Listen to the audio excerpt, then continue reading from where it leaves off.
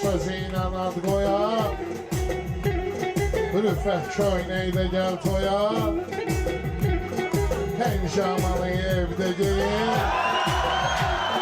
Penjamanı evdə giyin. Rüffət bu sözü söyləyəcəyəm. Nasosunu çox istəyəcəyəm. Təəssüf də olsa deyəcəyəm. Valla kişinin gələcəyi yox. Kişinin gələcəyi yox. Oğlum ne istəyirsən yenə. Görmürsən nasoslu dadı təntənə. Deyirlər alətini itəliyib sənə. Qılar ne çalan Hüseyin. Qılar ne çalan Hüseyin. Şabranın özünün sambalı var. Siyazənin çox ağsaqqalı var. Şabranın özünün sambalı var. Siyazənin çox ağsaqqalı var. Kızımın aslanı qartalı var. Sərçəsi Hacı Leyleyi yoxdur. Rüffət kimdir Rəşadın tələbəsi. Nasoslunun qabaqdadır qələbəsi.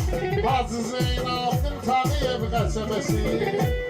Nefxuda magnat xazeyin. Onun şirinliğin duyarsın. Şirin bunu çekip YouTube'a koyarsın.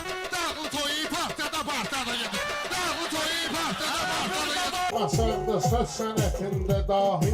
Beyimizi təbrik eylədik bahi. Yaşara bir də oğul verər ilahi.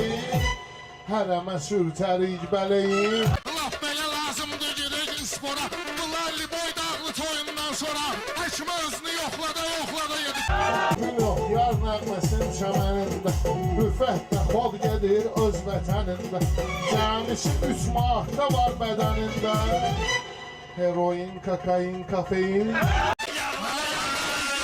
Özünü görsədirsən, sən güya burada törədirsən. Bu şey ikinci təkrar da edirsən. Aşıb qalar laxlada.